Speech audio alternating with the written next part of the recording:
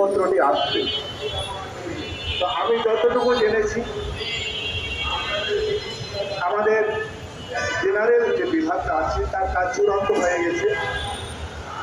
মাদ্রাসা কালকে মাদ্রাসা যে অধিদপ্তর ছিল সেখান থেকেও সেই ফাইলটা চলে আসছে মন্ত্রণালয়ে। এখন অর্থ মন্ত্রণালয়ে একটা অনুমোদন হয়ে গেলে আজকের মধ্যেই হতে পারে, আমি বলবো না হয়ে যাবে, হতে পারে।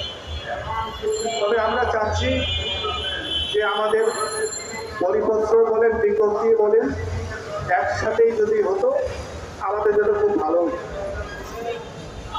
যদি আজকে একটা হয়ে যায় আমাদের আপত্তি নিয়ে আমরা সবাই থাকবো, একসাথেই আমরা ঘরে যাব। আমরা যে ওয়াদাবদ্ধ ছিলাম সবাই যে আমরা এমপিও না নিয়ে ঘরে ফিরব না, তা আমরা এমপিও নিয়ে একসাথেই ঘরে ফিরব। তো যাই হোক, আমরা আমাদের যে কাজের গতিটা আমাদের মনে হচ্ছে যে অত্যন্ত ধীর গতিতে হচ্ছে। আসলে ধীর গতিতে হচ্ছে না, স্বাভাবিক গতিতেই হচ্ছে। প্রতিটা টেবিলে টেবিলে চেকিং এবং সই করা, স্বাক্ষর করা একটা সময় সাপেক্ষ ব্যাপার।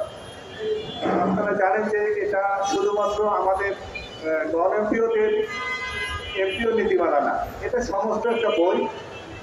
এটা বেসরকারি শিক্ষা প্রতিষ্ঠান কিভাবে পরিচালিত হবে তার একটা বই আকারে প্রকাশ হবে। তা সেখানে ভুল ত্রুটি যেটা আছে সংশোধন হয়ে আসছে, ভালো কথা, এটা আমাদের জন্য আলহামদুলিল্লাহ ভালো। তবে আমাদের জন্য কি করা হবে?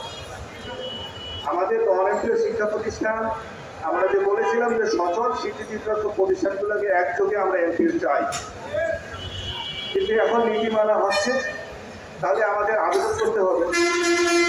এখন আবেদনের যে যোগ্যতা ক্রাইটেরিয়া কি, এই বিষয়টা কিন্তু আমাদের সবাইরে মনে ঘুরপাক খাচ্ছে, আমার নিজেরও মনে ঘুরপাক খাচ্ছে যে আসলে আমি কি পার হতে পারবো।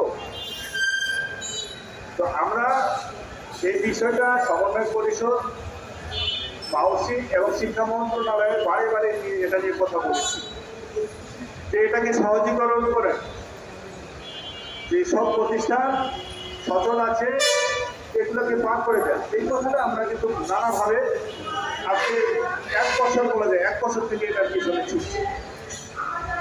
আলহামদুলিল্লাহ সেখানে অত্যন্ত পজিটিভ খবরও আছে, প্রকাশ না হওয়া পর্যন্ত সেটা আমিও বলতে পারছি না।